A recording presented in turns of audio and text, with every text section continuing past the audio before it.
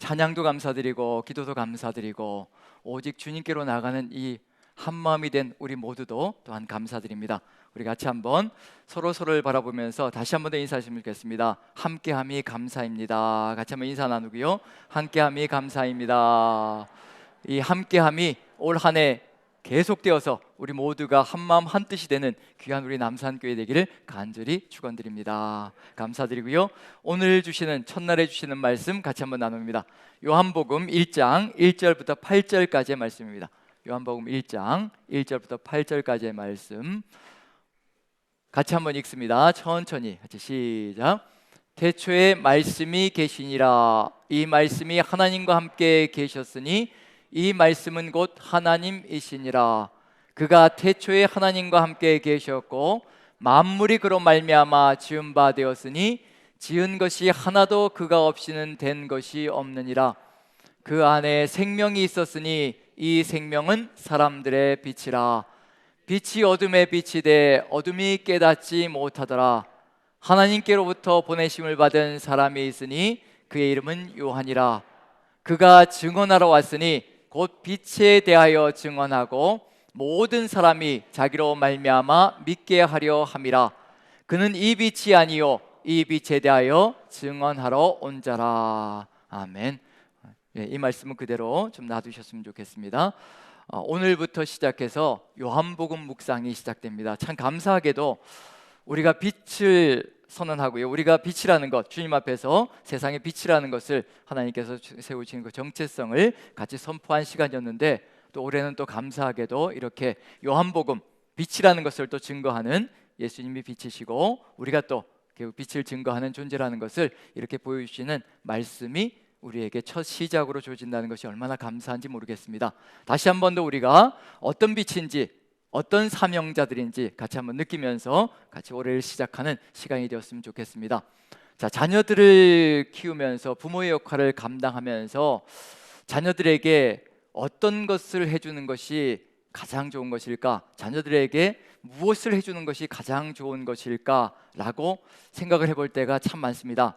물론 이제 모두가 같이 생각하면서 자녀들에게 해줄 수 있는 것, 가장 좋은 것, 최고의 것이 무엇일까? 그런 것들을 고민하며 살아갈 때 아마 우리가 자녀들에게 향하여 이런 고민을 하고 있다면 하늘 아버지께서도 우리를 바라보시면서 우리에게 무엇을 해주는 것이 가장 좋은 일일까? 가장 최고의 길일까? 라는 것을 생각하지 않을까라는 생각이 듭니다. 그런 점에서 오늘 이 내용을 통하여서 하나님께서 우리에게 주시기를 가장 소망하시는 것, 요한복음은 그것으로 시작하고 그것으로 마감을 합니다. 요한복음 전체가 그런 내용으로 가득 들어차 있습니다. 하나님께서 우리에게 주시길 간절히 소망하시는 것, 이것이 무엇일까? 예수님께서 이 땅에 오신 목적을 이야기할 때, 요한복음에서요, 예수님께서 이 땅에 오신 목적을 이야기할 때 그 속에 답이 들어가 있습니다. 이것을 주시려고 이 땅에 오셨다는 것, 그리고 요한복음 전체는 그것으로 가득히 들어차 있고 그것을 발견해 나가는 것이 요한복음 묵상의 아마 초점이 아닐까라는 생각이 듭니다. 예수님께서 요한복음 10장 10절에서 뭐라고 말씀해 주셨냐면요, 인자가 온 것은 양으로 생명을 얻게 하고 더 풍성히 얻게 하려 함이라. 무엇을 주신다고요? 생명을 주시려고 오셨다는 겁니다. 그 생명을 주시기 위해서 이 땅에 오셨고, 생명인데 단순히 생명 정도가 아니라 풍성하게 누리게 해주시려고 오셨다라고 말씀해 주십니다. 그리고 요한복음의 결론에 가서는요, 결론에 가서 또 뭐라고 말씀해 놓냐면요, 요한복음 전체 결론이고 요한복음이 쓰여진 목적을 이야기하는 겁니다.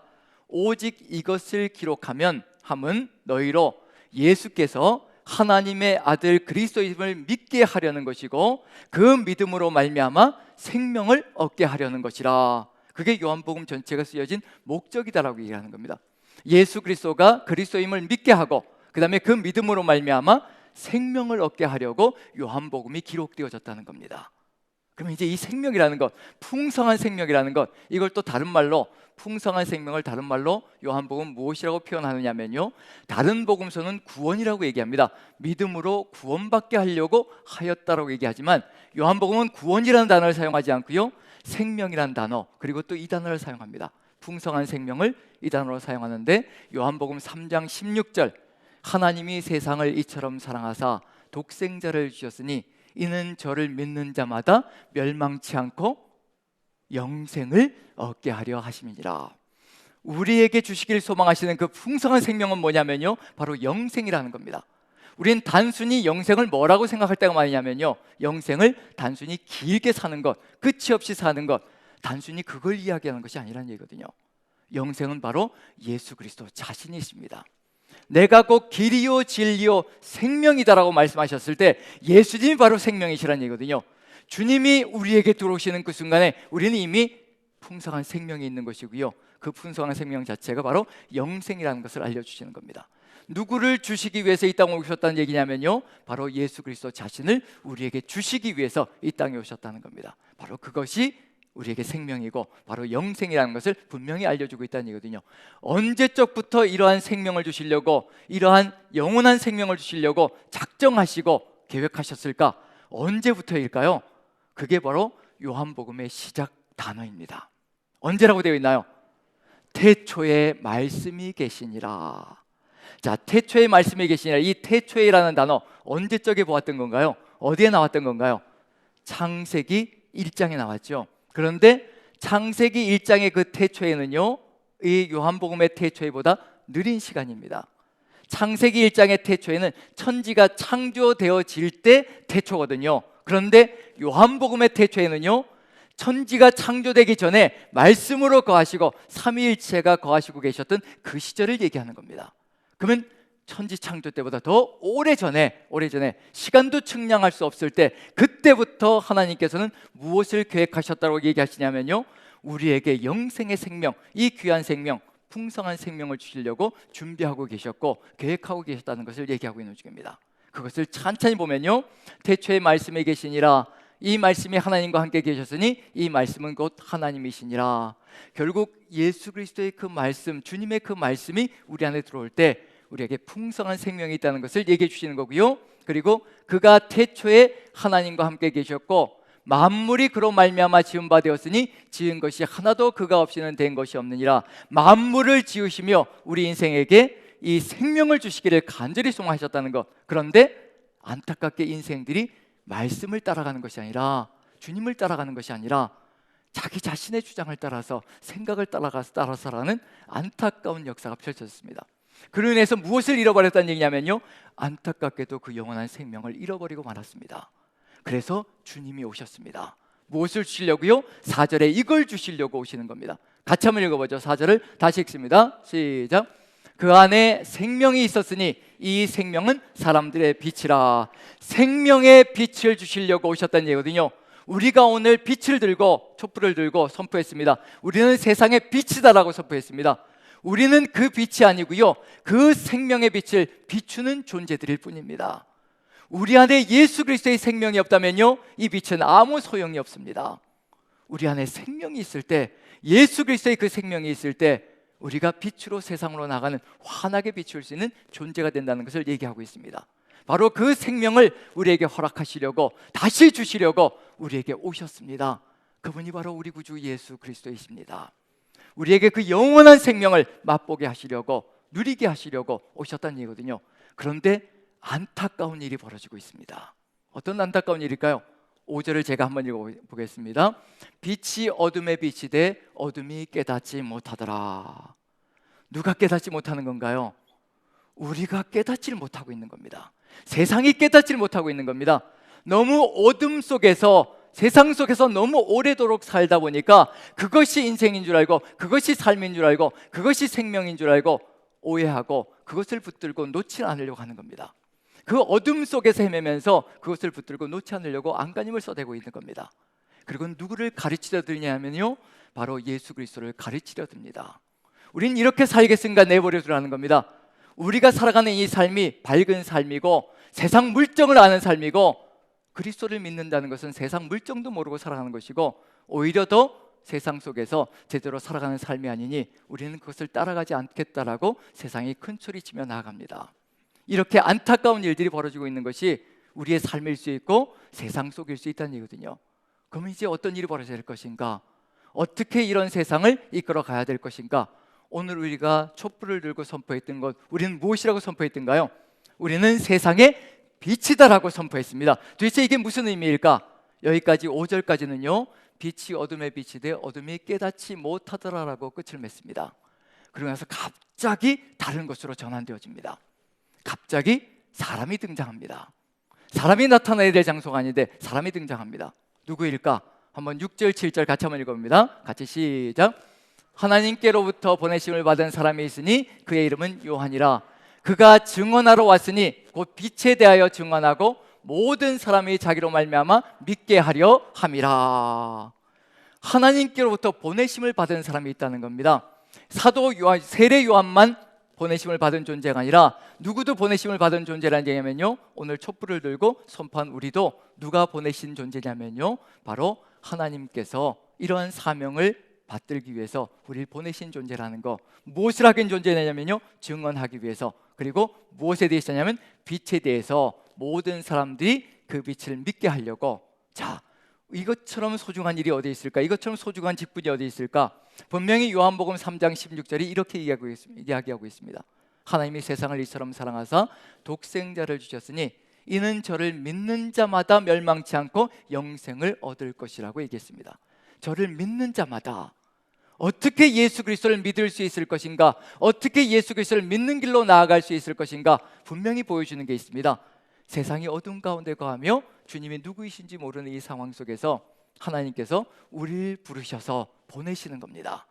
무엇으로 보내시냐면요, 빛을 증거하기 위해서 보내셨다라고 얘기를 하고 있습니다. 바로 예수 그리스도를 증거하는 사명자로 우리를 보내셨다는 것을 분명히 보여주고 있는 중입니다. 우리가 이 세상 속에 들어가서 빛을 증거하지 않는다면, 생명의 빛을 증거하지 않는다면 이 세상은 희망조차 갖지 못하는 세상이 될 것이라는 것을 보여주고 있는 중입니다. 지금 우리에게 주어져 있는 이 사명이 바로 세례 요한이 받았던 이 사명과 같다는 것을 마음에 새긴다면 세상이 우리로 인하여 생명을 가질 수 있고 희망을 가질 수 있는 존재들이 될 수 있다는 것을 분명히 보여주고 있는 중입니다. 바로 그것처럼 소중한 것이 우리의 사명이라는 것을 분명히 요한복음은 우리에게 알려주고 있는 중입니다. 요한복음 마지막 부분에 가면 예수님께서 부활하시고 그 다음에 제자들에게 오셔서 무엇이라고 말씀해 주시냐면요, 너희에게 평강이 있을지어다. 아버지께서 나를 보내신 것처럼 나도 너희를 보내노라라고 분명히 말씀해 주셨습니다. 제자들이 바로 보냄을 받은 사람들이고 빛이 되어서 세상 속으로 들어가 빛을 증거해야 될 존재들이라는 것, 그래서 우리에게로 그것이 연결되어지고 있다는 것을 분명히 보여주고 있는 중입니다. 신약성경 전체가 무엇으로 시작하고 있느냐면요, 세례 요한이 빛을 증거하는 것으로 시작해서 마지막에 요한계시록에 가면 무엇으로 끝을 맺을 것인가? 다시 또 한 사람의 요한이 등장합니다. 신약성경은 이것으로 시작해서 이것으로 끝을 맺고 있습니다. 증언으로 시작해서 증언으로 끝을 맺고 있는 중입니다. 그렇다면 하나님의 제자 예수 그리스도의 제자들은 무엇을 해야 될 사명인가? 시작부터 끝까지 이게 사명이라는 것을 보여주고 있는 중입니다. 요한계시록 1장 1절부터 3절까지 한번 읽어보죠. 자, 요한계시록 1장 1절부터 3절까지입니다. 같이 읽습니다. 시작. 예수 그리스도의 계시라. 이는 하나님이 그에게 주사 반드시 속히 일어날 일들을 그 종들에게 보이시려고 그의 천사를 그 종 요한에게 보내어 알게 하신 것이라. 요한은 하나님의 말씀과 예수 그리스도의 증거, 곧 자기가 본 것을 다 증언하였느니라. 이 예언의 말씀을 읽는 자와 듣는 자와 그 가운데 기록한 것을 지키는 자는 복이 있나니 때가 가까움이라. 결국 마지막 요한계시록도 무엇을 하는 내용이냐면요, 증언하는 내용입니다. 바로 하나님의 말씀과 예수 그리스도를 증거하고 증언하는 것이 바로 제자들의 사명이라는 것을 분명히 보여주고 있는 중입니다. 지금 우리에게도 무엇이 연결되어져 있느냐면요, 신약 성경의 끝에서 우리에게까지 연결되어지고 있다는 점에서 우리도 바로 이와 같은 증언의 사명을 감당하는 존재들이라는 것을 마음에 새긴다면 우리가 빛으로서 평생을 통해서 걸어가야 될 길이 무엇인가? 바로 예수 그리스도를 증언하는 사명으로, 예수 그리스도의 증인의 사명으로 이 세상에서 빛의 역할을 감당하는 것이 바로 우리의 사명이라는 것을 마음에 새긴다면 아마 이 세상은 또다시 희망을 가질 수 있을 것이고 예수 그리스도를 만날 수 있는 길로 나아갈 수 있는 그런 세상이 될 수 있을 것이라는 것을 우리가 마음에 새기고, 우리 모두가 빛으로 또 이 세상 속에 보내어진 세상의 빛으로 주님과 함께 동행하며 올 한 해 동안 최선을 다해서 빛의 소명을 감당하는 우리 모두가 되시기를 간절히 축원드립니다. 우리 같이 한번 찬양했으면 좋겠습니다. 502장인데요, 빛의 사자들이여, 우리가 같이 한번 빛의 사자들이 되어서 세상 속에 들어가 이 빛의 역할을 감당하는 귀한 사명자로 올 한 해 승리하며 나아가겠노라고 결단하며 같이 한번 다 같이 일어나서 한번 찬양을 드리는 시간을 갖도록 하겠습니다. 502장입니다. 우리 박수 치면서 찬양합니다. 빛의 사자들이여, 빛의 사자들이여, 어서 가서 어둠을 물리치고 주의 진리 모르는 백성에게 복음의 빛 비춰라. 빛의 사자들이여, 복음의 빛 비춰라. 죄로 든 밤 밝게 비춰라. 빛의 사자들이여, 선한 역사 위하여 힘을 내라. 주 함께 하시겠네. 주의 크신 사랑을 전파하며 복음의 빛 비춰라. 빛의 사자들이여, 복음의 빛 비춰라. 죄로 든 밤 밝게 비춰라. 빛의 사자들이여, 주님 부탁하신 말 순종하여 이 진리 전파하라. 산을 넘고 물 건너 힘을 다해 복음의 빛 비춰라. 빛의 사자들이여, 복음의 빛 비춰라.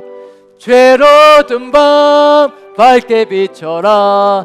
빛의 사자들이여, 동서남북 어디나 땅끝까지 주님만 의지하고 눈 어두워 못 보는 백성에게 복음의 빛 비춰라. 빛의 사자들이여, 복음의 빛 비춰라. 죄로 든 밤 밝게 비춰라. 빛의 사자들이여. 아멘, 아멘, 아멘. 사랑의 하나님, 우리가 빛이 되게 하시니 참으로 감사합니다. 오직 주 예수 그리스도의 그 말씀과 그 뜻을 받들어 이 세상 속에 들어가 생명의 빛을 증거하는 이 사명을 온전히 감당할 수 있게 힘을 주시고 능력을 더하여 주시옵소서. 우리 힘과 능력으로는 부족하오니 오직 주의 성령께서 함께하여 주시어 우리 구주 예수 그리스도를 알려주시고 깨닫게 하여 주시어 세상 속에서 주의 뜻을 펼치게 도와주시옵소서. 살아계신 주님만이 능력이시고 생명이심을 증거하는 이 사명을 통하여 세상이 다시 한 번 더 희망을 가질 수 있도록 주께서 함께 하시고 은혜로 인도하여 주시옵소서. 지금은 하늘아버지의 극진하신 사랑하심과 우리 구주 예수 그리스도의 보혈의 공로와 지금도 우리와 함께 하시며 우리를 빛의 사자들로 이끌어 가시는 성령님의 감화감동 역사하심이 여기 모이신 모든 성도님들 머리머리 위에, 가정에서 함께하고 있는 성도님들 머리머리 위에 이제로부터 영원토록 함께 계시기를 간절히 기도하옵나이다. 아멘, 아멘.